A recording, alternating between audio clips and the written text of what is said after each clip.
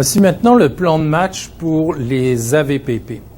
On va commencer par une section bon à savoir, un petit rappel aussi au niveau de la préparation spécifique pour ce type de clientèle. Puis, je vais vous donner une amorce, une accroche qui sont classiques et valables pour tous les scénarios. Je vais vous donner deux options de closing particulières qui fonctionnent au téléphone. Je vais vous montrer comment présenter votre demande de rendez-vous au client. Il y a toute une série d'objections aussi qui vont être soulevées à différents moments pendant l'appel. Je vais apporter des réponses à ça. Et à la toute fin, trois exemples pour les sous-catégories de clients qui sont l'expiré récent, l'AVPP d'expérience et le premier vendeur qui en est à sa première expérience de vente avec un courtier. Quelques arguments différents pour vous montrer comment approcher ces clients-là. Évidemment, si vous êtes en mesure d'obtenir cette information avant votre appel. Je commence par une précision ici. Seulement 30% des acheteurs sont des candidats potentiels à l'achat direct et malgré leur bonne intention, la majorité prendra un courtier pour négocier et assurer leur transaction. Ça veut dire que même si nous offrons la vente et l'achat direct à 100% du marché, ce n'est pas tout le monde qui souhaite en profiter. C'est une transaction qui est très engageante au niveau financier, au niveau émotionnel. Et pour se rassurer, la majorité des acheteurs vont faire affaire avec un courtier. Donc, quand vous regardez l'état du marché actuel, j'en ai parlé un petit peu tout à l'heure, si 20% du marché est entre les mains du privé et que 80% du marché est entre les mains des courtiers immobiliers, eh bien, il y a 8 chances sur 10 pour que l'acheteur achète par l'entremise d'un courtier. Ce qui veut dire que au moment où je vais parler avec le propriétaire, je ne vais pas essayer de le convaincre de ça, mais je vais me sentir plus fort et plus solide parce que je sais que j'ai le marché de mon côté et que son projet à lui a moins de chances de se réaliser s'il le fait seul que s'il le fait par mon entremise. Bon à savoir également, un vendeur privé est un propriétaire qui a fait le choix de se passer d'un courtier pour vendre sa propriété. Souvent, c'est pour une raison économique, parfois pour une question de principe, rarement par ignorance du système. J'en reviens au mindset. Les clients savent beaucoup de choses et ce n'est pas parce qu'ils sont AVPP qu'ils ignorent comment ça fonctionne avec un courtier. La plupart d'entre eux ont déjà fait affaire avec un courtier, soit pour acheter, soit pour vendre, et ont une excellente idée de ce que les courtiers peuvent leur offrir. En plus, vous n'êtes probablement pas la première personne qui appelle. Donc, gardez ceci en tête. Ça vient ajouter au mindset et ça vient vous préparer plus adéquatement à solliciter des AVPP. Au niveau de la préparation spécifique, c'est pas compliqué. En plus de la préparation dont on a déjà parlé, ajoutez peut-être la date du dernier contrat avec un courtier. Donc vous allez dans Matrix avant de faire votre appel et vous recherchez si cette propriété a déjà été vendue, combien de fois elle a été vendue, par qui elle a été vendue, par qui elle a été mise en marché mais pas vendue si c'est un expiré. Et la date du dernier contrat vous renseignera et vous permettra de vous orienter parce que si on découvre que c'est un ancien expiré, on fera une amorce peut-être différente de celle qu'on ferait à un client qu'on n'a pas trouvé sur Centris, donc un client qui s'essaye pour la première fois ou qui est propriétaire depuis longtemps et qui n'a pas vendu récemment avec un courtier. Maintenant, allons-y avec les premiers arguments. Donc, je commence par l'amorce suivie de l'accroche. L'accroche, c'est pour m'assurer que le client m'écoute. Alors, l'amorce, c'est « Bonjour, est-ce que je pourrais parler avec monsieur Untel, s'il vous plaît ?» C'est de la part de Pascal Govars. Oui, c'est moi-même. « Bonjour monsieur, je suis votre courtier proprio direct à Vimont. J'enchaîne. Je vous appelle pour savoir si vous avez déjà trouvé votre acheteur ou pas encore. » Et là, le client me répond « Pas encore ». Donc, vous voyez que je vais parler de l'acheteur, donc je vais dans le sens des motivations du client, Je vais lui poser une question qui va le surprendre parce que mon intention, c'est de l'amener à dire non, je n'ai pas encore trouvé d'acheteur et de me permettre à moi, qui est visibilité, activité, qualité, complicité, la meilleure offre qui s'adresse à 100% des acheteurs. Moi, j'ai tout ça et je peux réellement l'aider parce que mon système génère de l'achalandage. Je vous en ai parlé tout à l'heure. Ça va? Donc, on fait une introduction simple qui est commune à peu près à toutes les clientèles. Bonjour, est-ce que je pourrais parler avec le propriétaire? Oui, c'est moi. Bonjour monsieur, je suis votre courtier proprio direct à Vimont et je vous appelle pour savoir si vous avez déjà trouvé votre acheteur ou pas encore. Et il y a fort à parier pour que le client me réponde pas encore. Si le client vous dit ici, je n'ai pas besoin de courtier, ajoutez simplement avant d'enchaîner, pour vendre votre propriété, non, je suis d'accord avec vous. Ah. Là, on vient de connecter quelque chose d'important, là. Je n'ai pas besoin d'un courtier. Et on va lui répondre, pour vendre votre maison, non, je suis d'accord avec vous. Ça va un peu dans le sens de ce que Robert dit. Moi, je ne vends pas de maison. C'est vous qui vendez des maisons. Moi, je trouve des acheteurs. Ma job, c'est trouver l'acheteur, le récupérer, puis le convaincre d'acheter votre maison. Donc, quand je dis ici au propriétaire, pour vendre votre maison, non, je suis d'accord avec vous. Je suis d'accord avec lui, donc on se met sur... on s'enligne pour se comprendre et être en mesure de se parler parce qu'on est sur la même longueur d'onde. Je sais qu'il n'a pas encore d'acheteur. Je sais que je suis un spécialiste en acheteur. Et par cette phrase-ci, j'arrive à ma transition et je trouve le bon moment pour lui parler d'acheteur. Est-ce que ça va? Maintenant, je vous propose ici deux options différentes. La première option, on va aller dans le sens du pitch dont je vous parle depuis le début de cette formation. On va dire au propriétaire, je n'ai qu'une seule question à vous poser. Est-ce que vous me permettez de parler de votre propriété à certains de mes acheteurs? Donc imaginez, je dis au propriétaire, bonjour monsieur, je suis votre courtier proprio direct à Vimont. Je voudrais savoir si vous avez déjà trouvé votre acheteur ou pas encore. Il me dit non, pas encore. Je dis, est-ce que ce serait un problème si je me mettais à parler de votre maison à certains de mes acheteurs? Il va me dire, non, il n'y a pas de problème. Parfait. J'enchaîne en lui disant, j'ai la fiche détaillée de votre propriété sous les yeux et j'aimerais avoir l'opportunité de la visiter seule avant de la proposer à mes clients pour nous éviter à tous des pertes de temps. Est-ce que jeudi, 10 minutes jeudi, ça serait un bon moment pour vous ou ce serait mieux que je vienne visiter la propriété samedi soir?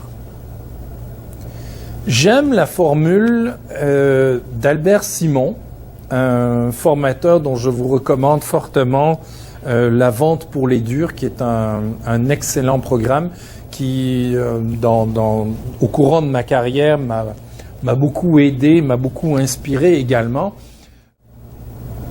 La formule d'Albert Simon dit donc, Monsieur le propriétaire, par honnêteté envers vous et envers ma profession, j'ai choisi dès le début de cet appel de m'identifier comme un courtier immobilier. J'aurais très bien pu me faire passer pour un acheteur et je suis convaincu que j'aurais obtenu ce rendez-vous sans difficulté. Est-ce que j'ai raison de penser ça? Le propriétaire va dire oui, sans doute. Ce à quoi vous pourrez répondre, alors dans ce cas-là, je voudrais quand même insister pour obtenir un rendez-vous, puisque vous voyez bien que je n'ai pas d'autre intention que de visiter votre propriété. On essaye d'enlever de la pression. Le client, il se dit, pourquoi il veut rentrer ici? Pourquoi il veut venir pas de clients? On m'a dit chez du proprio, laisse pas rentrer les courtiers. Tout ce qu'ils veulent, c'est enlever l'argent que tu vas avoir dans tes poches. Pas de problème. Moi, ce que je veux ici, j'ai changé mon minding. Mon intention, c'est de vendre votre propriété. Ici, là, je vous demande, est-ce que je peux parler de votre maison à certains de mes acheteurs? Oui. Est-ce que je pourrais au moins savoir de quoi je parle, s'il vous plaît? Je voudrais voir votre propriété, vous rencontrer, vous poser quelques questions. Et vous pouvez aller un peu plus loin aussi. Puis lui dire, ce sera l'occasion pour vous de me dire, par exemple, de me parler de vos attentes. Quand est-ce que vous voulez déménager, si vous êtes flexible sur les conditions, si c'est vendu avec la garantie légale de qualité, quelles sont les rénovations que vous avez faites au fil du temps, qu'est-ce qui se cache derrière les murs, c'est quoi votre marge de manœuvre pour qu'on négocie pas, qu'on perde pas notre temps et que je vous amène pas des offres qui font pas votre affaire. Toutes ces choses-là se règlent difficilement au téléphone. Donc voici une approche qui a fait ses preuves. Je l'ai testé des dizaines de fois, des courtiers l'ont testé avec moi. À chaque fois, ça fonctionne. On va dire qu'on a peut-être un taux de succès de 8 sur 10 avec la plupart des clients. Malgré ça, il peut survenir plusieurs objections. On va en voir quelques-unes maintenant. Donc le proprio aura sans doute des objections à cette étape. Si vous percevez quelque mauvaise foi que ce soit, n'argumentez pas et au lieu de vous imposer, Robert vous l'a dit 1000 fois, imposez le gros bon sens. Alors voici quelques objections. Par exemple, le client vous dit « je vous laisserai visiter quand vous aurez un acheteur ». On lui répond simplement « merci pour cette ouverture, ça change de certains propriétaires auxquels j'ai parlé cette semaine ». On flatte. Est-ce que vous augmentez vos chances d'attirer et de retenir l'acheteur si je l'ai déjà vu et que je peux lui présenter tous les avantages de la propriété avant même de prendre un rendez-vous? La réponse devrait être oui. Est-ce que c'est de mettre toutes les chances de votre côté d'attirer, de retenir l'acheteur si je sais déjà d'avance de quoi je parle quand j'aborde un acheteur pour la première fois? Oui, définitivement. Voilà qui devrait vous permettre d'ouvrir une porte. Autre objection, le client pourrait vous dire « Est-ce que vous êtes un courtier ?» Oui, et je pense sincèrement que je peux vous aider à vendre par vous-même. Une autre façon serait de le dire « Oui, et comme je suis proprio direct, je vous encourage sincèrement à vendre direct. » De cette façon-là, vous venez sur le terrain du client lui dire « Je ne suis pas une menace pour toi et je pense comme toi, et je t'encourage à faire ce que tu fais. Ma question, elle est ailleurs. Je ne suis pas pressé, j'essaye par moi-même. Évidemment, demain matin, je trouve votre acheteur à votre prix, à vos conditions. Est-ce trop tôt pour vous l'amener? » Puisqu'il nous parle de temps ici en disant « je ne suis pas pressé », on lui répond par une notion de temps. On va dans le sens des arguments du client. Autre objection, j'ai un ami dans l'immobilier, si je change d'avis, je vous appelle en premier. Très simple, très simple. En ce qui concerne les clients de votre ami, je vois que tout a déjà été prévu. Mais la raison de mon appel concerne mes clients. Pour mes clients, on fait comment? Il est très peu probable que ce propriétaire vous dise « si tu as des clients, appelle mon ami ». Parce que dans ce cas-là, il faudrait qu'il ait un contrat de courtage et que ma rémunération soit prévue dedans. Donc, sans aucune menace, sans aucune pression, sans défi, sans dire au client « ouais, c'est qui votre ami? Peut-être je le connais ». Ou sans mauvais jeu de mots du genre « ah, mes amis me sont très chers, c'est pour ça que… » Non, tout simplement. En ce qui concerne les clients de votre ami, je vois que tout a été prévu. Maintenant, pour mes clients, on fait comment? Et vous laissez le client parler. Vous allez voir qu'il va bien trouver une façon de patiner, qui va dire pour tes clients, tu t'arrangeras avec tes clients, mais je paye pas de commission. Parfait, ça ne me dérange pas la commission. Si on laissait l'acheteur la payer, qu'est-ce que vous diriez? Ah, mais si on laisse l'acheteur la payer, c'est une bonne idée. Parfait. Dans ce cas-là, je peux venir visiter votre maison quand? Jeudi ou vendredi? Et on fait une relance. J'en ai d'autres ici. Donc, je n'ai pas l'intention de payer une commission ou des frais supplémentaires. On pourrait inclure ça dans le prix et laisser l'acheteur la payer, qu'en dites-vous? Je ne veux pas de courtier. Et si l'acheteur veut s'en payer un, comment on s'arrange?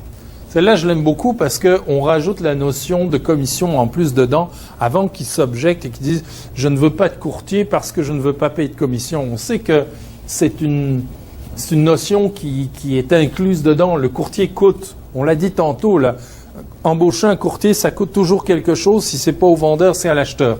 Tout le monde le sait. Donc dans le mot courtier, il y a la notion de commission et de pourcentage. Alors si on veut répondre adéquatement à la question, on pourrait dire, ou à l'objection plutôt, si j'ai l'acheteur qu'il vous faut, à votre prix, vos conditions, non, c'est pas celle-là, pardon. Si l'acheteur veut s'en payer un de courtier, comment est-ce qu'on s'arrange? Si mes acheteurs à moi sont prêts à payer pour mes services, est-ce que c'est un problème pour vous que je les accompagne dans leur démarche? Non, ce n'est jamais un problème, évidemment. Et finalement, le client pourrait vous dire « mon numéro est sur la pancarte, l'acheteur m'appellera s'il veut visiter ». vous pourrez répondre en partant du principe que l'acheteur n'a aucun bénéfice à acheter seul. Il se peut qu'il préfère quand même avoir son courtier avec lui. Si ça m'arrive à moi, qu'est-ce qu'on fait? Et remarquez qu'à chaque fois, je finis par « qu'en dites-vous ?» Comment on s'arrange? Qu'est-ce qu'on fait? Ce sont toutes des questions de découverte, des questions ouvertes qui font en sorte que le client doit se commettre et doit parler. Il ne peut pas juste répondre oui ou non, puis répondre n'importe comment. Il est obligé de parler. Et en fonction de ce qu'il va me dire, je vais pouvoir lui trouver un autre argument ou lui faire une demande claire pour une demande de rendez-vous. Ça va pour les objections? Je vous présente maintenant une deuxième option. Alors, l'option 2, c'est une option qui est un peu plus touchée, un petit peu comme tout à l'heure quand je disais c'est maximum 2%. Dans mon cas, c'est maximum 2%. C'est une formule à oser. Donc, l'autre, elle fonctionne bien, elle produit de bons rendements, 8 sur 10 facilement. Les objections sont simples à traiter également, surtout quand on pose des questions ouvertes. Celle-ci, elle vous amène sur un autre terrain qui est peut-être un peu plus glissant, mais ça va fonctionner avec les clients qui ont beaucoup d'expérience et qui n'en sont pas à leur première vente en privé. Alors je vais dire ici au propriétaire, bon, évidemment on comprend que j'enchaîne après mon amorce. Donc j'ai dit au propriétaire, est-ce que vous avez déjà trouvé votre acheteur ou non? Et là, le client va dire non, pas encore. Et là, je lui réponds, donc, il n'est pas trop tard pour vous parler de notre nouveau service de négociation assistée. Et je vous dis tout de suite que ce n'est pas un service à la commission. Est-ce que vous savez que Proprio Direct offre maintenant des options à la carte pour aider les vendeurs privés à vendre par eux-mêmes? Le client va répondre, non, je ne savais pas, ou je m'arrange seul, ou je ne suis pas intéressé, peu importe. Et vous enchaînez en disant, Proprio Direct a beaucoup d'expérience dans la vente et l'achat direct. Et avec le temps, nous avons réalisé que l'un des services les plus appréciés de nos clients, c'était de les assister lors des négociations. Pour la majorité des gens, c'est l'étape la plus difficile de la transaction.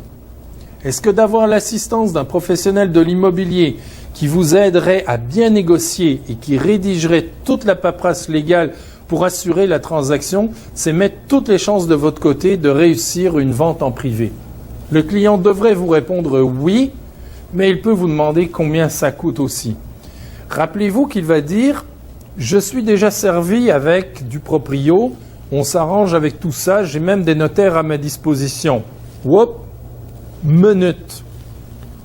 C'est que ni du proprio, ni les notaires ne sont autorisés à négocier. Un notaire peut faire les papiers, régler des différends du proprio, peut donner accès à des notaires, peut coacher, donner des explications, toujours dans le cadre de ce que la loi a prévu, bien sûr. Je ne suis pas en train de relancer le débat de la nouvelle loi ou des prétentions du proprio ou des publicités mensongères ou peu importe. Je pars seulement de l'idée de ce que les clients se sont fait vendre et de ce que la réalité oppose à ça. Personne chez du proprio, même pas les notaires qu'ils ont embauchés, ne sont autorisés à négocier entre acheteurs et vendeurs. Donc, si je me présente ici comme une ressource supplémentaire à laquelle il n'a pas accès, il peut envisager un coût supplémentaire s'il en a réellement besoin. Mais s'il en est à sa 5e, 6e, 7e transaction, c'est sûr que cet axe-là ne l'intéressera pas. Dans ce cas-là, vous pourriez tout simplement retomber sur vos pieds et dire « Mais dans ce cas-là, je comprends que vous êtes à l'aise par vous-même. Est-ce que vous auriez une objection en terminant? Est-ce que je vous demande tout simplement si je peux parler de votre maison à certains de mes acheteurs? Imaginez que demain matin, un de mes acheteurs est prêt à vous donner votre prix, vos conditions, puis qu'il serait prêt à payer pour mes services. Est-ce que je pourrais vous l'amener? » Et normalement, le client devrait dire oui. Et dans ce cas-là, vous continuez avec l'option 1 qu'on a vue tout à l'heure. J'aimerais visiter votre propriété pour savoir de quoi je parle avant d'en parler à mes clients. Tout simplement. Ça va? Donc voici une deuxième option. La négociation assistée, c'est une option dont Robert a déjà parlé, dont il reparle occasionnellement dans certaines de ses formations. J'ai réhabilité cette option ici aujourd'hui. Si elle peut faire votre affaire, si vous pouvez vous l'approprier, bien tant mieux pour vous. Maintenant, si le client dit ici, je n'ai pas besoin d'un courtier, ajoutez avant d'enchaîner, l'acheteur et vous avez ça en commun. Vous voulez tous les deux avoir vos conditions et le maximum dans vos poches. Vendre une maison, monsieur le propriétaire, c'est facile. Mais négocier avec un acheteur qui n'a aucun avantage à acheter sans courtier, comme je l'ai dit, c'est une étape difficile et déterminante. Pas obligé, là. Puis c'est des longues phrases aussi. Il faut que vous vous sentiez très à l'aise de la dire. Il faut que vous l'ayez appris par cœur et que vous puissiez la chanter sur différentes mélodies. Donc, moi, c'est peut-être un peu complexe, mais ça produit son effet. Si le client vous dit que son site de vente privée, que sur son site, il a tout ce qu'il lui faut, répondez, comme je vous l'ai dit tout à l'heure, officiellement, cette entreprise et les notaires n'ont pas le droit de participer aux négociations, le saviez-vous? Et voilà qui me permet d'imposer ma qualité de courtier et ma valeur ajoutée dans sa transaction. Pour la demande maintenant, au niveau de cette option-là, c'est assez simple. Quand le client va vous dire combien ça coûte, c'est quoi, comment ça marche, on parle toujours du service à la carte, de la négociation assistée. Vous lui dites, c'est $750, ou c'est $1000, ou c'est $5000, ou c'est ce que vous voulez là. Ça, c'est un montant que j'ai mis ici dans la présentation, mais vous fixez votre barème. Donc, mettons, c'est $2000, c'est payable seulement chez le notaire. Et puisque je suis courtier, mon assurance professionnelle en cas de pépin est automatiquement incluse sans frais supplémentaires. J'aimerais passer vous voir pour vous remettre ma carte et me présenter en personne avant de prendre une décision. Est-ce que ce soir à 19h vous conviendrait ou ce serait mieux demain soir à la même heure? L'idée en arrière de tout ça, là, ce n'est pas d'offrir un service à la carte ou un service de négociation, puis d'aller s'emmerder à faire un contrat de courtage avec des notions atténuées, comme par exemple faire la mise en marché de la propriété, où on ne peut pas le faire, donc il faut le rayer. Pour ceux qui sont vraiment intéressés à faire ça, vous avez une formule complète expliquée dans le centre de solutions qui vous explique toute la procédure, comment ajuster le contrat de courtage, etc. Mais ce que je veux que vous reteniez là-dedans, c'est que c'est simplement une porte ouverte, une entrée en matière pour approcher cet AVPP, pour entrer dans le secret des dieux, parce qu'il va vous parler de sa marge de négo, il va vous dire comment ça s'est passé et tout, et d'entretenir le lien avec le client et de le rappeler occasionnellement, une fois par semaine peut-être. Je vous appelle pour savoir comment ça se passe. Est-ce que c'est toujours bon au niveau du prix? Il n'y a rien qui a changé? Avez-vous des visites? Moi, j'ai eu l'occasion de parler de votre maison à 2 acheteurs, mais ce n'était pas exactement ce qu'ils recherchaient. Ils voulaient plus une cuisine plus grande, plus de chambres, peu importe. En entretenant ce lien avec le client, à un moment donné, il va dire, écoute, on serait prêt à prendre un courtier parce que ça bouge pas, ça retarde nos projets. On a essayé du proprio, ça n'a pas marché, on assume qu'on a perdu 1000 pièces, on fait profil bas et là on se revire de bord et on se cherche un courtier. Au moment où ils prennent cette décision-là, proprio direct apparaît comme la réponse, la solution qui s'impose puisqu'il peut continuer de vendre direct parce qu'on a parlé de visibilité, il peut continuer d'avoir le contrôle sur ses affaires, il peut continuer de l'offrir à des acheteurs qui préfèrent acheter sans courtier et de bénéficier d'un ensemble de services. Et pourquoi il penserait à nous? Parce qu'en aucun temps, le courtier proprio direct ne lui a mis une pression inutile, ne lui a dit « vous prenez une mauvaise décision, vous devriez prendre un courtier ». Il a toujours été encouragé à vendre direct. Il a toujours été supporté et il a vu des courtiers se décarcasser, peut-être vraiment ou pas, peu importe. Hein, si vous décidez de lui faire un cinéma, c'est votre affaire, mais il y a des courtiers qui vont réellement chercher des acheteurs et tenter de vendre ces propriétés-là en faisant des contrats de courtage achat. Ce client-là va dire, c'est le seul courtier qui a été fair avec moi, qui m'a pas mis de pression, qui a réellement travaillé pour moi, puis ça a l'air qu'il y en a vraiment des acheteurs, ça tombe bien, c'est ça que je cherche. Donc, ça va être le premier que je vais rappeler. Avec cette proposition-là, le but n'est pas d'aller faire 1 000 $ en négociant pour un propriétaire. C'est d'aller récupérer le prêt hypothécaire, c'est d'aller récupérer ce client-là et de le reprendre comme acheteur pour lui vendre autre chose. C'est de rester dans le décor parce qu'il va certainement nous donner des références. C'est aussi de prendre un contact privilégié avec l'acheteur et de garder peut-être ce client-là pour la revente de sa maison d'ici quelques mois ou quelques années. Donc, il y a plein de bénéfices à ouvrir la porte et à faire une proposition telle que celle-là. Ne restez pas dans l'idée que le but est d'aller faire une petite commission, une petite transaction ici. C'est réellement d'ouvrir une porte, d'engager la conversation, sachant très bien qu'il y a très peu de chances pour que le propriétaire trouve réellement son acheteur et s'entende avec. Les taux de vente chez du proprio sont très bas. Donc, si j'ai toutes les chances de mon côté que ça ne se réalise pas, ça ne me dérange pas de lui faire une proposition, même de lui dire « je vous le fais pour 0 $, ça ne changera rien dans ma vie ». De toute façon, les chances pour que ça arrive sont tellement minces qu'il va forcément, à un moment donné, se retrouver avec un courtier. Et je souhaite que ce soit moi, celui qui lui a mis le moins de pression et qui pensait comme lui.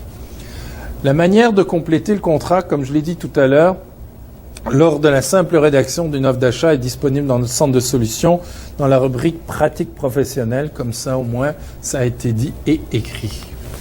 J'enchaîne avec quelques objections donc, qui sont consécutives à cette deuxième option.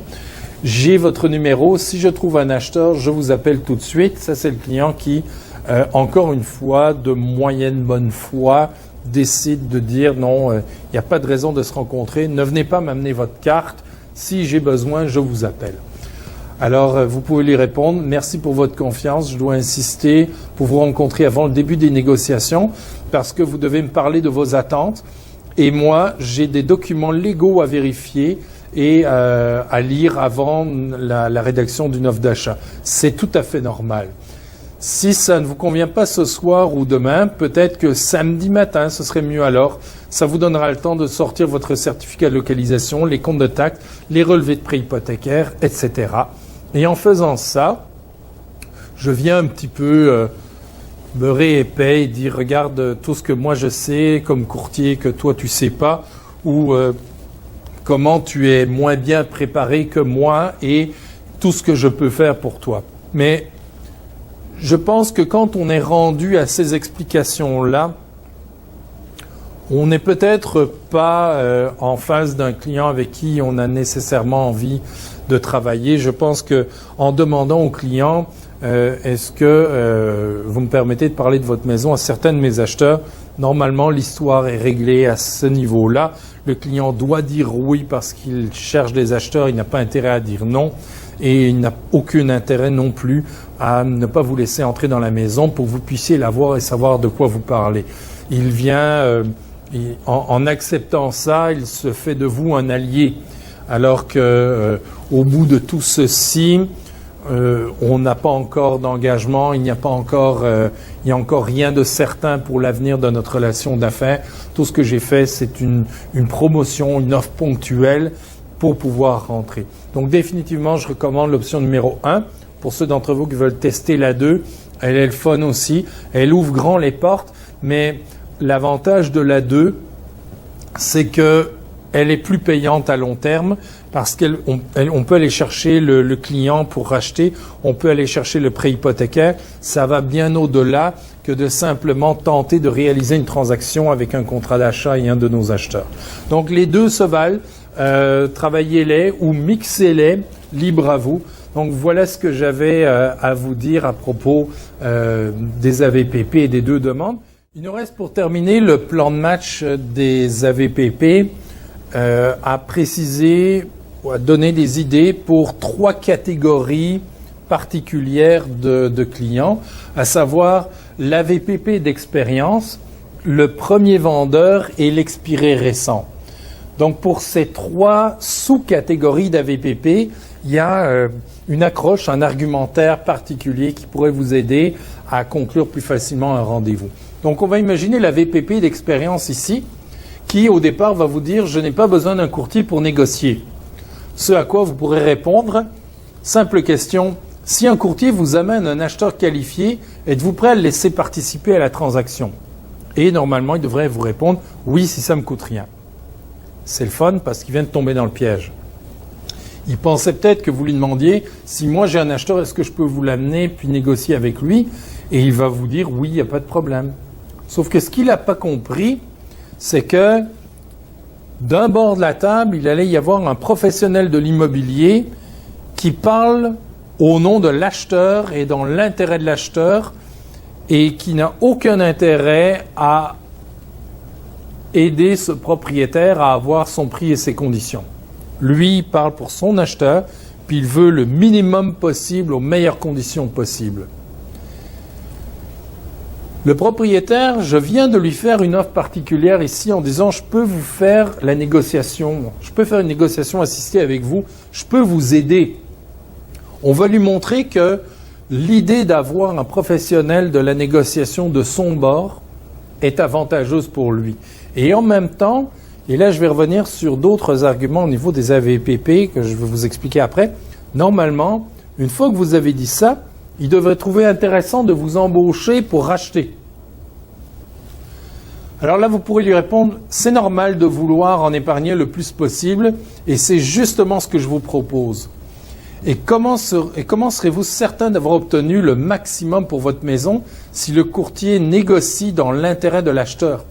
Est-ce qu'il ne vaudrait pas mieux que ce soit moi qui m'occupe de tout pour vous et votre acheteur pour seulement $750 ou 1000 pièces, assurance professionnelle incluse? Mais vous pourriez dire aussi, est-ce qu'il ne vaudrait pas mieux que moi je sois de votre bord de la table pour tenir tête à ce courtier d'expérience?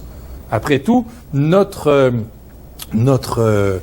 expertise à tous les deux, c'est d'abord et avant tout de conclure des transactions. Donc nous sommes tous les deux des experts de la négociation.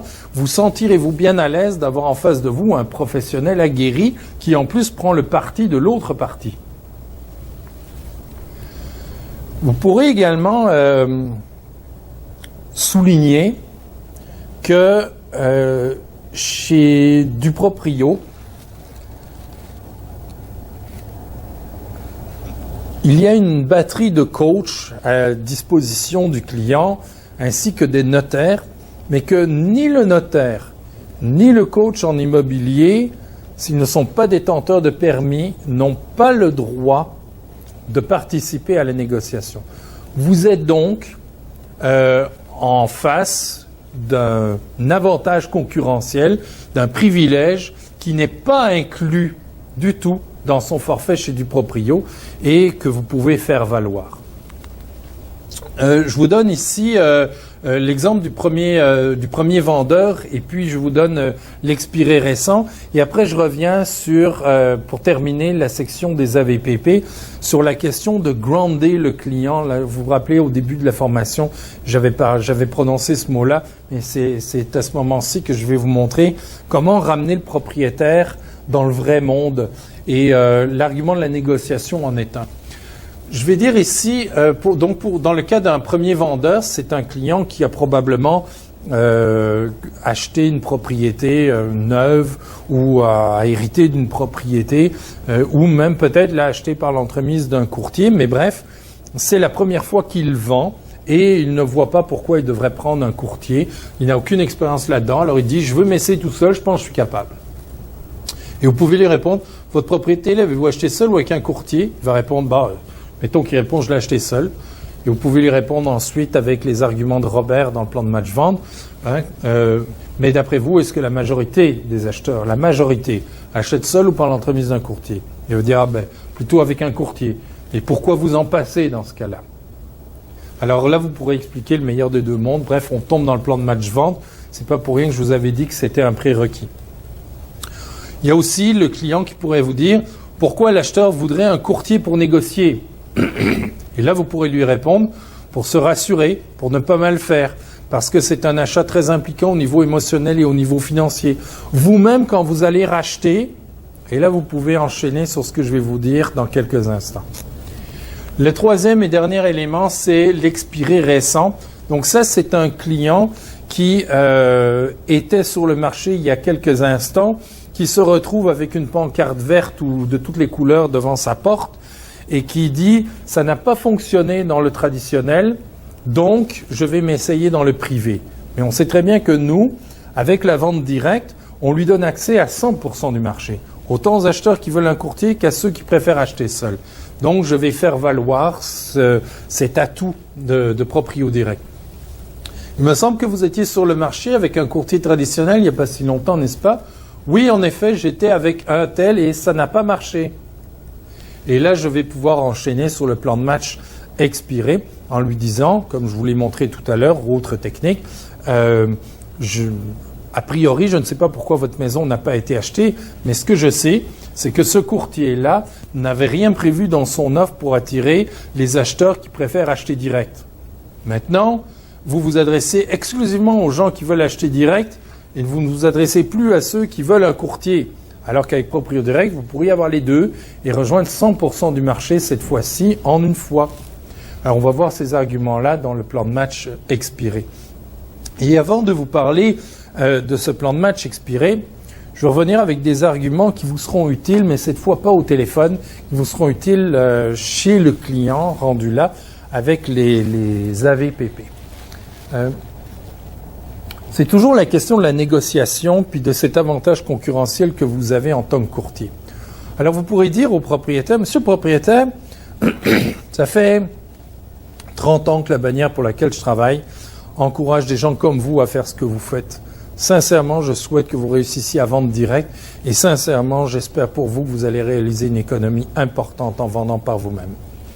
Imaginons que vous réussissez à vous mettre 15 000 $ de plus dans vos poches. Évidemment, la question à se poser, c'est d'où vient ce 15 000 ?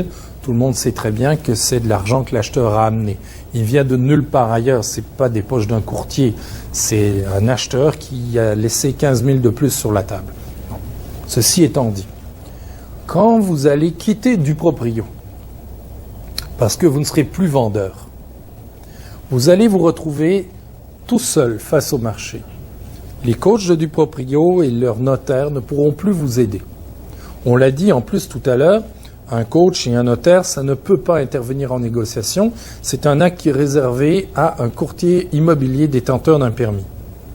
Donc, si vous voulez réussir une négociation, vous allez devoir soit compter sur un courtier, soit ne compter que sur vous-même.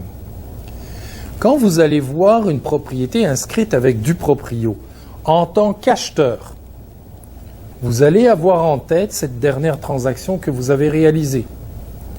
Et vous allez vous dire, je n'ai aucun intérêt à acheter en privé, si ce n'est d'avoir un deal.